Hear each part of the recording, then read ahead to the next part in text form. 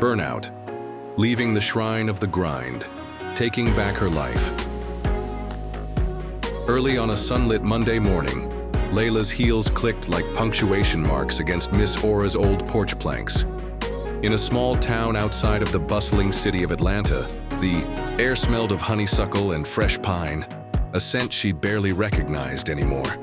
She sipped her coffee half-heartedly, eyes following the slow movement of a truck moving down the block. Does everything around here move like it doesn't have any place to be? She thought, silently reflecting through her hurried, judgmental, critical urban city lens. As she approached her grandmother, Miss Aura, instead of greeting her properly, she blurted out a question. "You still out here patrolling the block like a Marvel comic superhero, Grandma?" she called out, teasing. "I'm curious, do you have a cape or a uniform with the initials SG?" Miss Aura didn't look up right away. She was in her rocker, preparing to go for her daily walk. Then her eyes rose, sharp and amused. She let out a small laugh, replying, "So you got jokes. Somebody's got to keep the peace round here. You'd be surprised what goes on behind those perfect little white picket fences." Layla laughed, a dry sound that surprised even her. It had been a long time since laughter felt real. Miss Aura gave her a long, thoughtful look.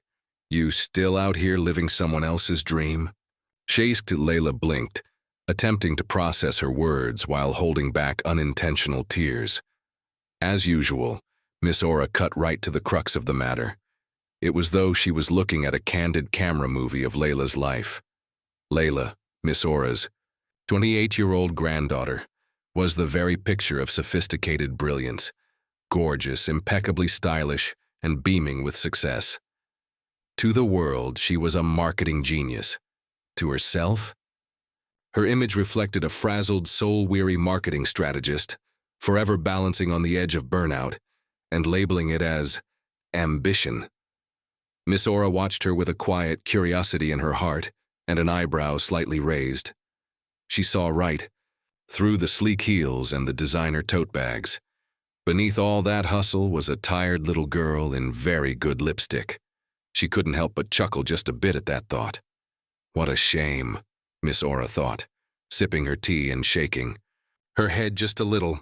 All that talent, and she thinks exhaustion is an admirable personality trait. "I'm just here for a couple of days. Got a campaign launch next week, then Paris, then—" She paused, mid-sentence, her words dangling in the air like an unfinished melody. Miss Aura kept rocking. There was a silence between them, not awkward, not empty. Layla, temporarily lost in her thoughts. Truth be told, she had no idea what came after Paris. That realization hit her hard. Her voice trembled slightly, just enough for her to hear it, not enough, she hoped, for her grandmother to notice. Fear had crept in, subtle and sly. Technically, yes, meetings were scheduled. Her calendar was full enough to impress any overworked executive. But beyond that, the future was a misty unknown. The firm, once her shrine, now felt more like a shaky scaffolding. And after, well, everything that had recently transpired, her real reason for being here wasn't rest. It was retreat. She needed to breathe, to think, to stop constantly glancing over her shoulder for board members with questions that came with sharp edges and pointed implications. She was exhausted, sure, but it wasn't just burnout. It was fear. She'd seen too much, been entangled in something so dangerously close to disaster that had Grandma's prayers and favor not tilted her way, she might be speaking to Miss Aura through prison glass. And yet, there she was, smiling, composed, hiding behind a perfectly brewed cup of coffee and a half-hearted itinerary. No, she wasn't about to burden her grandmother with any of this. This was a secret she'd keep to herself, a deep unspoken truth she carried with the same grace she wore her silk blouse. She told herself it would be fine. She just needed time, a little space, maybe some croissants in Paris. And then maybe she'd figure out her next move. Back at the firm, they weren't just upset that she left so abruptly. They were worried. One of the key principles of the corporation stated bluntly, "Layla knows too much." She was in the inner circle of the marketing strategy, with access to internal documents, executive conversations, and campaign debriefs. His reaction begs the question, Were there any co-conspirators within the firm that had inside knowledge of the deception? Were they hoping to use Layla as a scapegoat? She left on vacation right in the middle of the firestorm. It was a PR, crisis of tantamount proportions. After the exposé, presented by a little-known investigative journalist, was released, everybody was on pins and needles. Longtime investors began pulling out. But why was she singled out? That question echoed through her mind, over and over. She was only doing her job. That's what she told herself. Her position was only to manage a campaign, hit her targets, and keep the machine humming. How was she supposed to know? How could she have known that the clients she smiled for in boardrooms, whose press releases she polished and paraded to the media, were quietly manipulating systems, racing to secure government contracts before anyone discovered the environmental mess they were hiding? But now the spotlight had shifted, and the question at the top of the corporate food chain wasn't about the clients anymore. It was about her. There were whispers, suspicions, that she wasn't just overworked, disillusioned, but dangerous, because this wasn't just a scandal. It was a goldmine, a revelation that, if spun correctly, could shift markets and shatter careers. And in the wrong hands, it was worth a fortune. She hadn't asked for any of this, but now, whether she wanted it or not, she was at the center of it.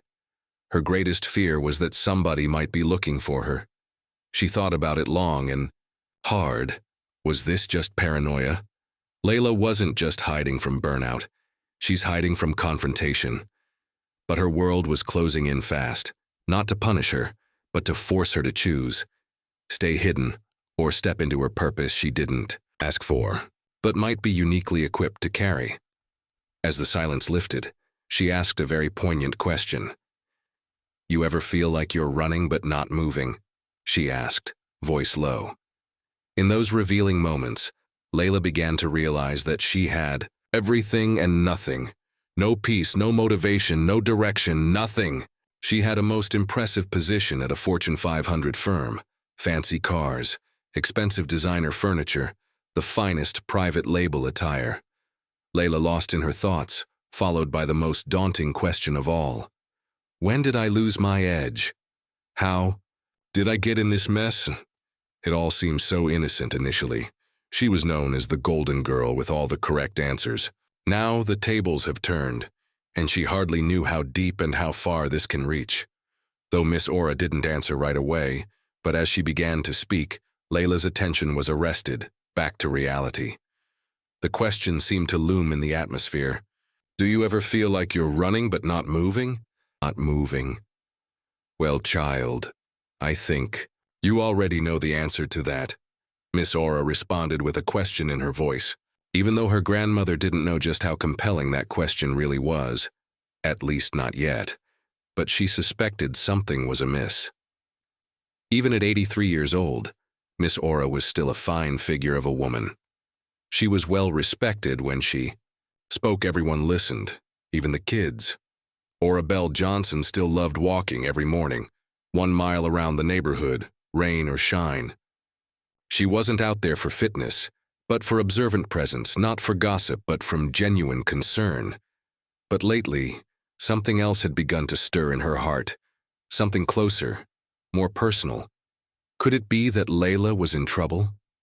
The thought unsettled her, though she couldn't yet put her finger on the why of it.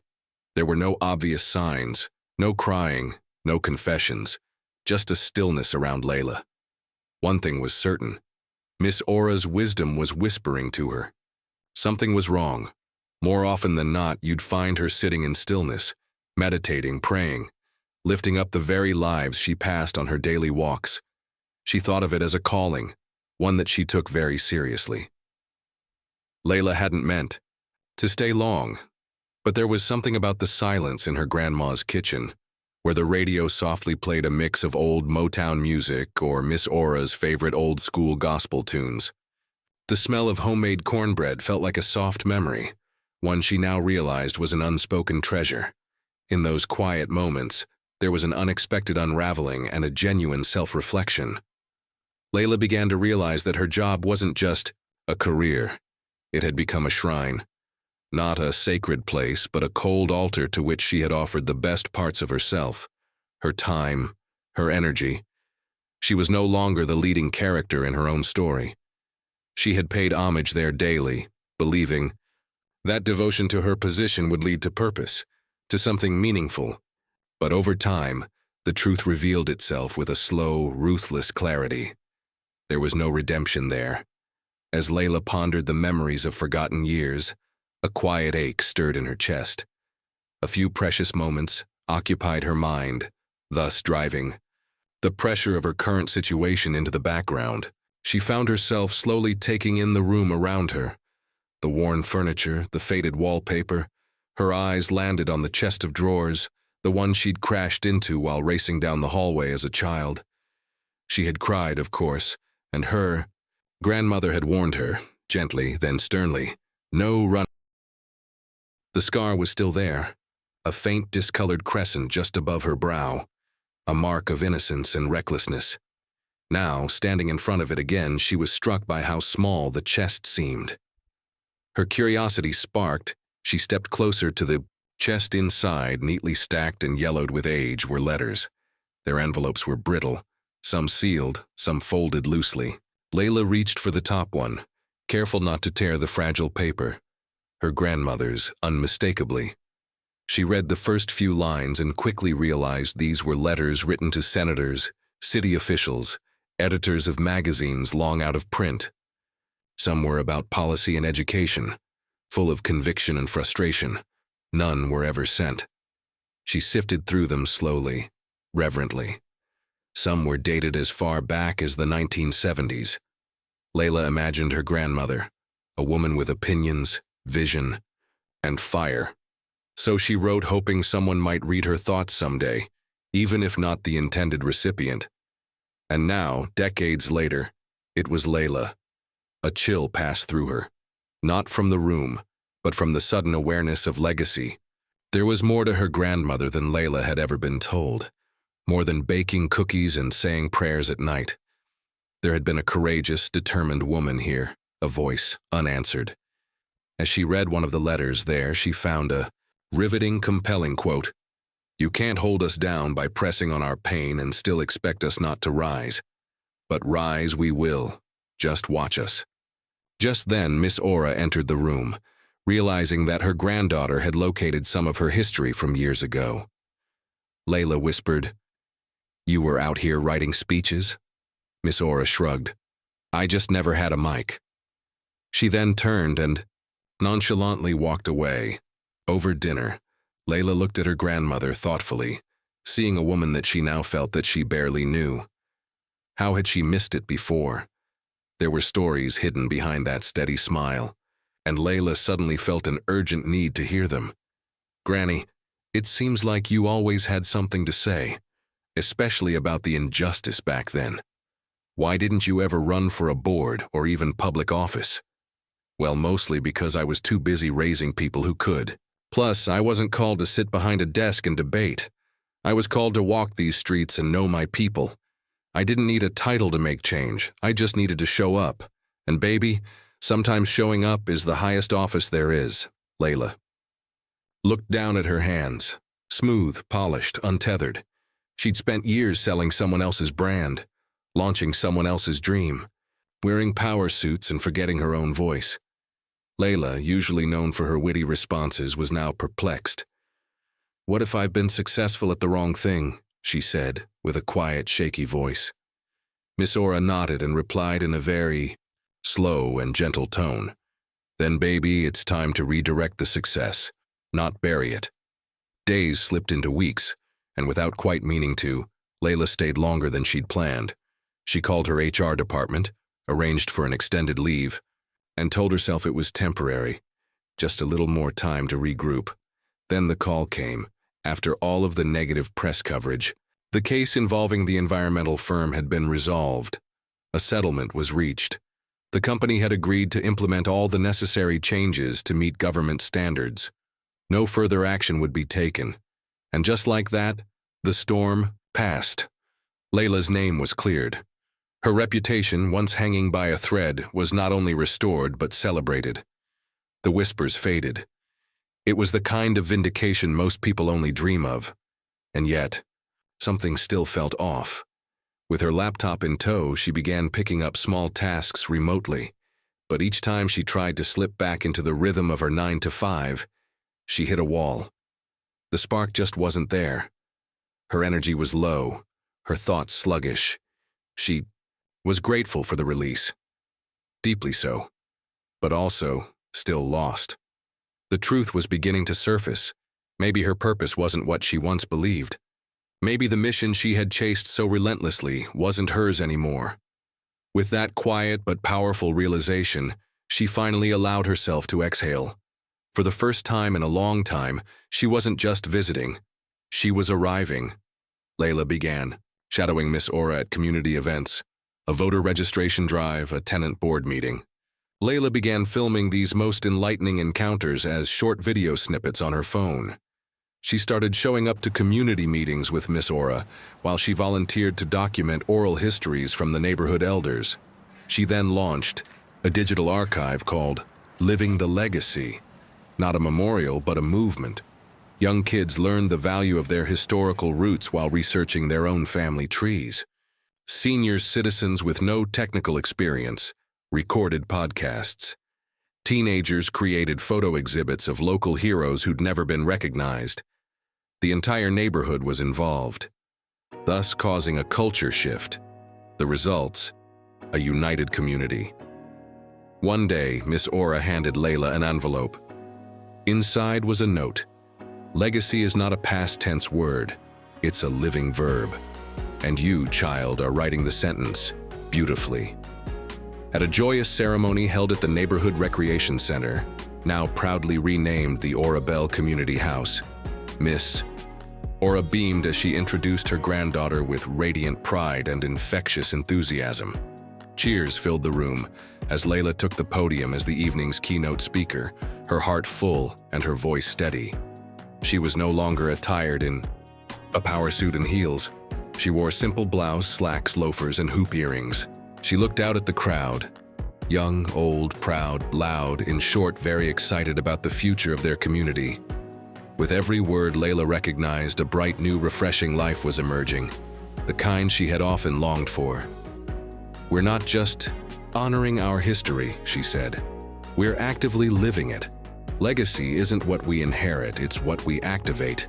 Miss Aura clapped first, not politely, loud, proud, like she meant it.